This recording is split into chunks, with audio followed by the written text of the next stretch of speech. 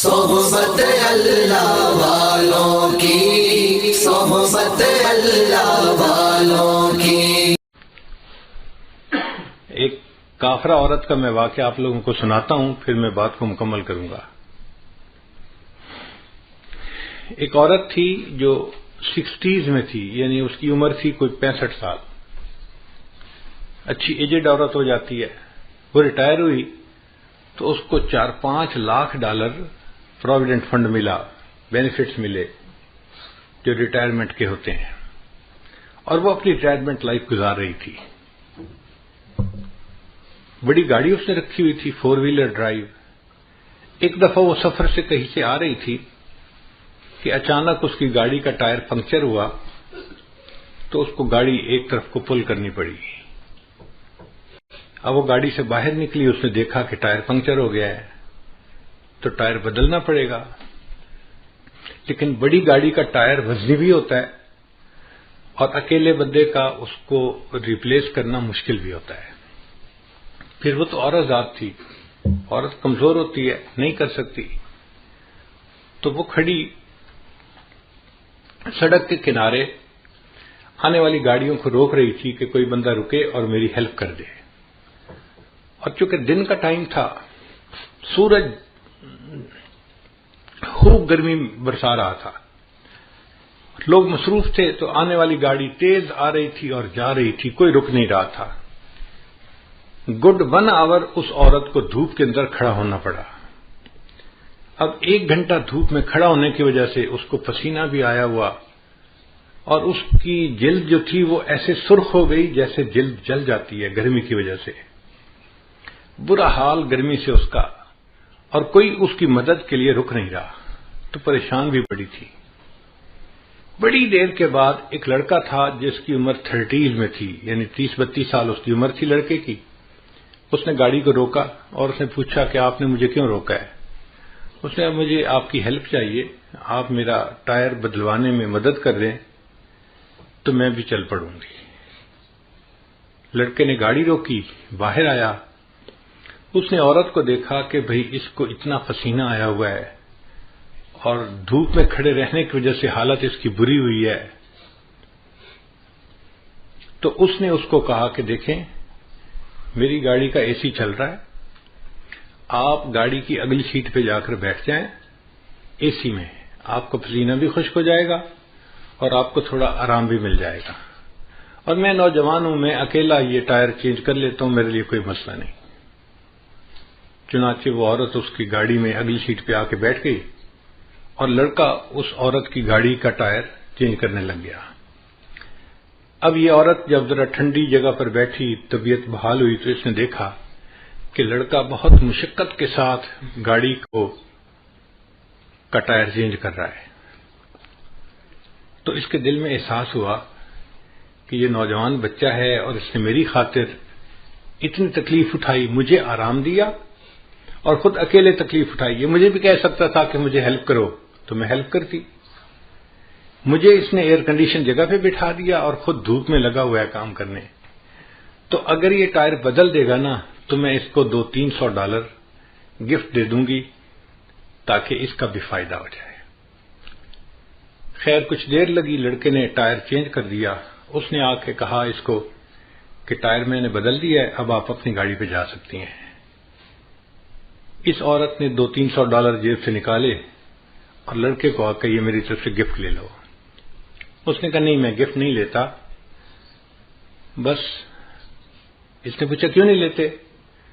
اس لڑکے نے آگے سے جواب دیا It is objective of my life to help others. It is objective of my life to help others. When I help someone, I feel happy. یہ جو مجھے خوشی ملتی ہے نا کسی کی مدد کر کے، بس میرا ریوارڈ یہی کافی ہے، مجھے آپ سے $200-300 نہیں چاہیے۔ اب وہ عورت اپنی گاڑی میں آئی اور چل پڑی، مگر اس کے ذہن میں یہی فکر گھوم رہا تھا It is objective of my life to help others. When I help someone, I feel happy. اور وہ سوچ رہی تھی کہ دنیا میں ایسے بھی انسان ہوتے ہیں کہ جو دوسروں کی ہیلپ کر کے خوش ہوتے ہیں۔ حیران ہو رہی تھی۔ اب گاڑی جب اس نے چلائی تھوڑی دیر بعد اس کو فیل ہوا کہ مجھے تو بہت پیاس لگی ہوئی ہے اور بھوک بھی لگی ہوئی ہے. اس نے سوچا اچھا جو نیکسٹ ایگزٹ آئے گا نا تو میں اس پہ گاڑی کو باہر نکالوں گی موٹر وے سے, اور جو ریسٹورینٹ ملا اس پہ میں کھانا کھاؤں گی اور پھر سفر شروع کروں گی. چنانچہ نیکسٹ ایگزٹ پہ اس نے گاڑی باہر نکالی اور قریب میں کوئی ریسٹورینٹ تھا, وہاں اس نے گاڑی پارک کی اور جا کے کھانے کے لیے بیٹھ گئی. اس ہوٹل میں ایک ویٹریس تھی ریسٹورینٹ میں جو کھانا لاتی تھی. اس نے پوچھا کیا چاہیے, اس نے بتایا مجھے یہی چیز لا دو. تو وہ ویٹریس اس کے لیے کھانا لے کے آئی. جب اس نے اس کے آگے کھانا لگایا نا, اب اس دوران یہ عورت یہی بیٹھی سوچ رہی تھی کہ اس لڑکے نے کتنا اچھا جواب دیا. It is objective of my life to help others. When I help someone I feel happy. اس عورت نے, بوڑھی عورت نے دیکھا کہ وہ جو ویٹریس کھانا لے کے آئی ہے وہ ایک نوجوان اور پریگننٹ لڑکی ہے, اور اس کے جسم کو دیکھ کے پتہ چلتا ہے کہ اس کا پریگنینسی کا کوئی 6واں مہینہ چل رہا ہوگا, یعنی کافی قریب وقت ہے ڈیلیوری کا. اب ایسے وقت میں تو عورت کو گھر پہ آرام کرنا چاہیے, مگر وہ ڈیوٹی کر رہی تھی. تو اس نے سوچا یہ غریب لڑکی ہوگی, اس لیے اس کو نوکری کرنی ہے تاکہ اپنے آپ کو سپورٹ کر سکے. تو اس نے اس سے ذرا بات پوچھی کہ تمہارا کیا حال ہے, تم کیا کرتی ہو. اس نے بتایا کہ میں شادی شدہ ہوں اور میں پریگننٹ ہوں اور میرا 7واں مہینہ لگا ہوا ہے اور 2 مہینے کے بعد ڈیلیوری ہے, مگر یہاں پہ جو ہاسپٹل ہے نا اچھا وہ بہت مہنگا ہے, اور میں اور میرے ہسبینڈ ہم دونوں چاہتے ہیں کہ بچے کی ڈیلیوری وہاں پہ ہو, مگر اس کی فیس ہم نہیں دے سکتے. تو ہم میاں بیوی نے آپس میں مشورہ کیا, کچھ پیسے میرا ہسبینڈ جمع کرے گا اور کچھ پیسے میں جمع کروں گی, اور مل کے ہم اس فیس کو ادا کریں گے. اب چونکہ میں نے پیسے جمع کرنے ہیں تو میں اس وقت چھٹی نہیں لے سکتی, مجھے اس پریگنینسی کے باوجود ڈیوٹی کرنی ہے. میں تکلیف اٹھا رہی ہوں مگر میں ڈیوٹی کر رہی ہوں. اب اس عورت کے ذہن میں خیال آیا کہ میرے پاس تو ریٹائرمنٹ کے کوئی $500,000 بینک میں پڑے ہوئے ہیں.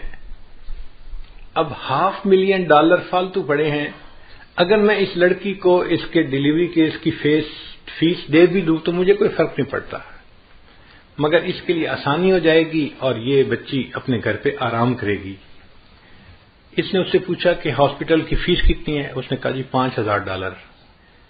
اس نے $5,000 کا چیک لکھا اور ایک لفافے میں ڈال کے نا کھانا کھانے کے بعد اس ویٹریس کو ٹپ دی اور کہا کہ یہ میری طرف سے گفٹ ہے, لیکن اس کو آپ نے یہاں نہیں کھولنا, گھر جا کے کھولنا ہے.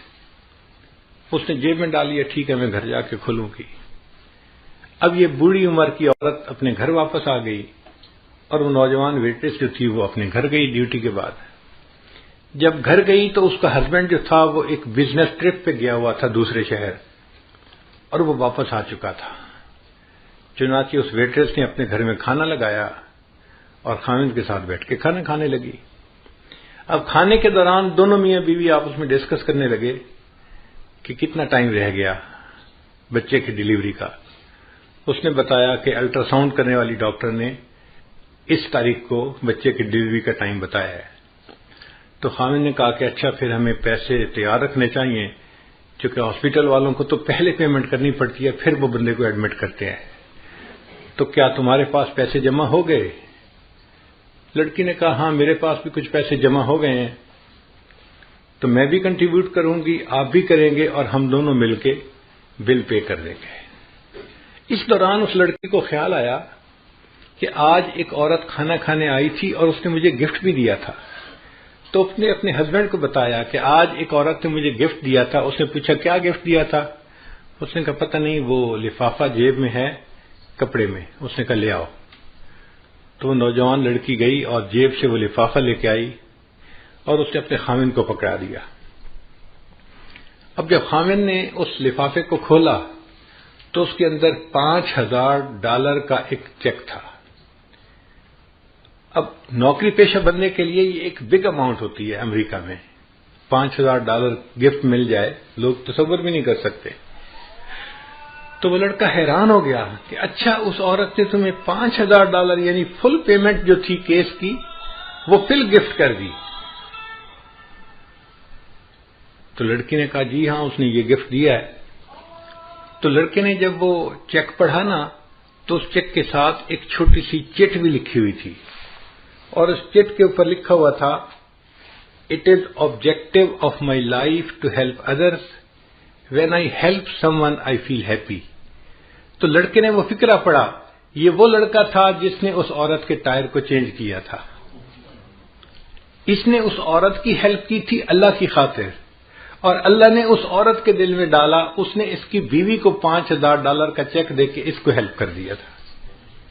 What goes around comes around. ہم دوسروں کے ساتھ خیر خواہی کریں گے تو اس کے بدلے اللہ ہمارے ساتھ خیر خواہی کا معاملہ فرمائیں گے.